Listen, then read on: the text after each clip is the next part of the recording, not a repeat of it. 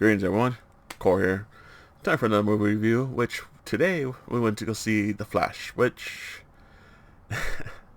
was really freaking good. Highly recommend it. It's probably the second best. Could be argued that it might be the best live action DC movie. I kind of want to give Wonder Woman a little bit better, a little more uh, ahead of The Flash, but um, I wasn't expecting much. From the trailers, it looked pretty decent. It looked pretty good. I had high hopes. Well, I had hopes that it was going to be pretty good. From just the trailers, watching them, just the trailers are actually pretty cool, and they don't give away too much either. And man, it was a shock, honestly, to get such a good movie from DC again after everything that's been going on. Ezra Miller and all that whole debacle thing, which hopefully it's behind, because he works. He's a really good actor. He works really well in this role. um, they tone back, of course, his more quirkiness. He definitely grows in this movie, and man, it's there's a little tear jerking moments. If you know, basically, it's the Flashpoint paradox. Try not to spoil too much because they do change things up, but it's, that's pretty much the inspiration for the whole thing of him going back in time and trying to save his mom, and just, you know all the stuff that happens after that, which at okay, at times it does get a little annoying at some of the scenes and stuff like that, but luckily they pass by very quickly, so you don't get to, they don't drag too much. Pacing is really nice. It doesn't feel like it drags too much. All the scenes feel like they have just the right amount of time to develop and work themselves out. Uh, their use of, you know, popular music throughout the movie works at times. A couple times it definitely feels shoehorned in. I feel like more of a original soundtrack could have worked better. Instead of using a pop song, or, well, not a pop song, but a band song, because it's Warner Brothers, so they got font their discography of all of the labels and stuff that they have. So that's one cool thing I kind of like, because they have access to all this music, this huge music library, and they definitely use it in the DC movies. But yeah, man, Ezra Miller's really great. Michael Keaton as Batman. It's just fun to see him back, because he was the first live action Batman I've seen. Um, Him and Jack Nicholson are, you know, ingrained in my, comic movie uh, uh, life events, I could say. But yeah, it was pretty cool seeing him back in the suit, and just how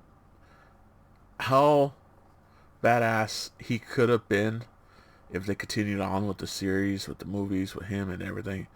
It's cool to see what he evolved into after those two movies. So, man, it's one of the greatest Batmobiles too as well. It's always fun to see.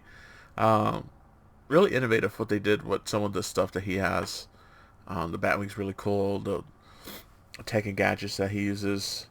Callbacks. There's so many callbacks and comic references in this movie. Callbacks to the movies. Callbacks to the Batman movies. Callbacks to Superman movies. Callbacks to even concept art and pre-production stuff that never went past pre-production, and it's incredible. Um, man, it's a little hard to, but yeah, there's so many different things that you pick up, especially if you know the Flash, and then especially if you know the Flashpoint paradox, and if you've seen a lot of the other DC live action movies, you kind of see a lot of different things, different angles. Um, it's really cool what they did. I liked what they did with the Speed Force. I think it works really well to visualize it. It's pretty interesting how they did it because yeah, we've seen it in comics and stuff like that. We've seen it animated and stuff. Um, it's different, especially in the animated universe, because we've seen that quite a few times. There's actually a Flashpoint Paradox animated movie, um, but it's different. It's definitely different, and it feels like it fits. It feels like it works. It's it's interesting to see when you get the solution at the end and you see how they work back to that.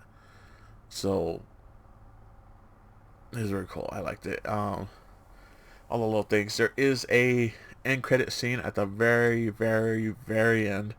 Um, so yeah, it doesn't tie to really anything. I'll tell you that right now. It's just a joke end scene kind of thing. So if you want to wait, but it's really nothing too much. It's just like an almost like an added scene, pretty much that they could have added at the end. But well, they did add it at the end. But yeah, so 2 thumbs up. I'll give it.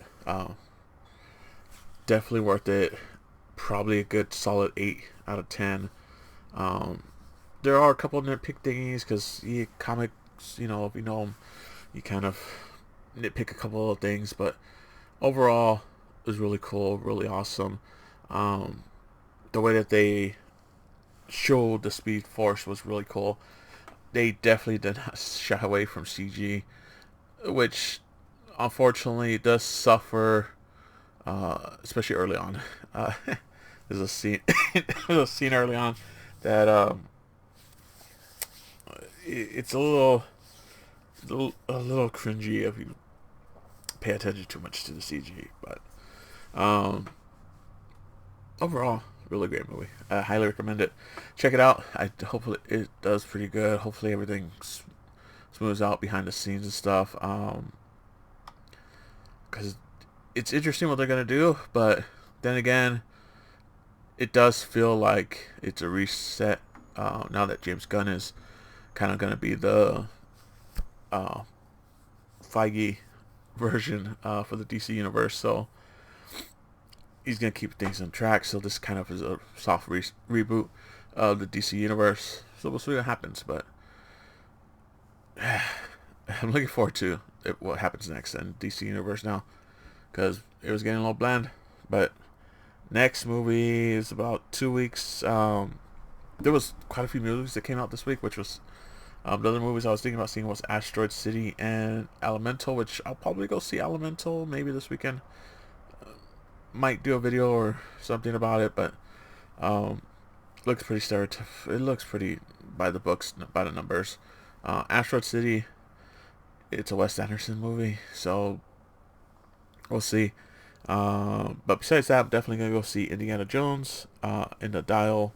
What was it? Is the Dial of Destiny? Yeah, because that actually looks pretty good. It can't be any worse than Crystal Skull, so we'll see what happens with that. But see what that's at the end of the month. So until then, I'll try to figure something out. Maybe throw another unboxing video or something in there. But like I said, till then, later.